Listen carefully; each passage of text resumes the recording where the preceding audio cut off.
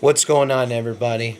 Georgia Bulldog Will here, and I'm recapping today's Ball State versus Georgia game that happened at Sanford Stadium.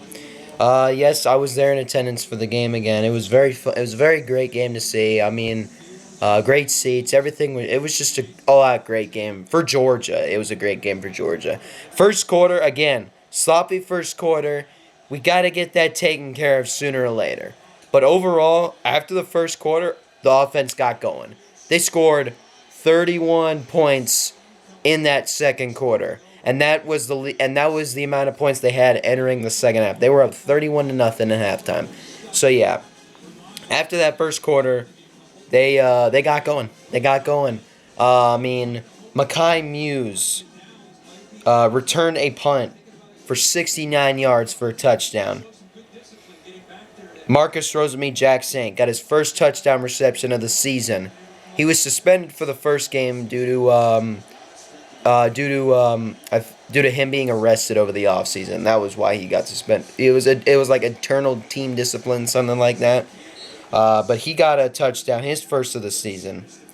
And then Dillon Bell, they put him in as running back. People on Twitter were saying, "Oh, they should have Dillon Bell in running back instead of Kendall Milton, because Milton's getting like 2 yards per carry, and Dillon Bell's doing like and Dillon Bell ran that one in for 21 yards. I tell you, Dillon Bell did pretty well running the ball today. Then Peyton Woodring made a 35-yard field goal, but then Kendall Milton got a 1-yard rushing touchdown.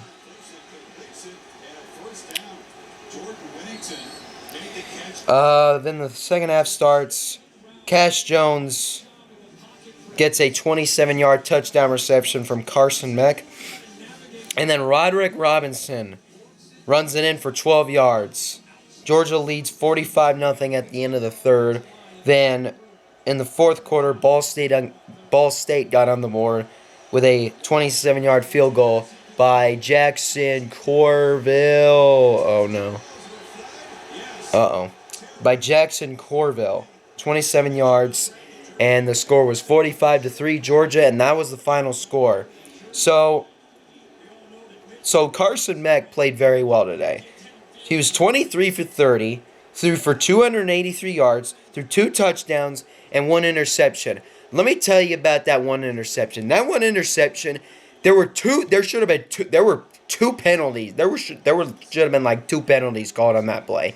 One, well, first of all, there should have been a free play because that was an offside. And second of all, on the pass, that was full-on pass interference. But you know what? Georgia didn't let it affect them. But I'm just saying, that was my opinion off that. I was speaking to somebody. People were saying on Twitter that I heard people on Twitter were like that. I mean, no, not people on Twitter. People in the stadium were like, it's free play, and they didn't throw the flag. It should have been a free play. No way. Oh my gosh, he caught that. Touchdown, Texas.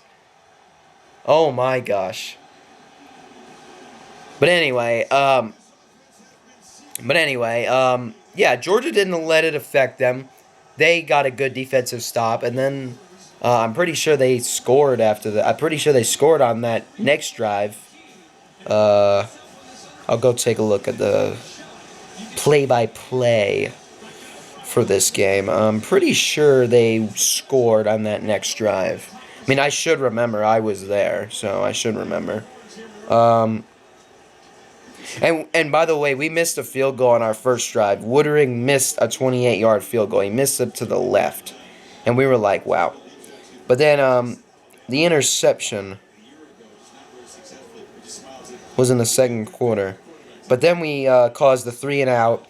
And then we scored a touchdown on the next drive. It was Cash Jones who caught the touchdown pass.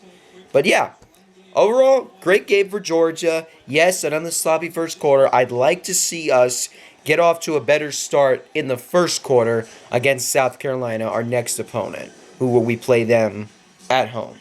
But we will see what ends up happening. But Georgia wins 45-3. The Dogs are 2-0 on the season.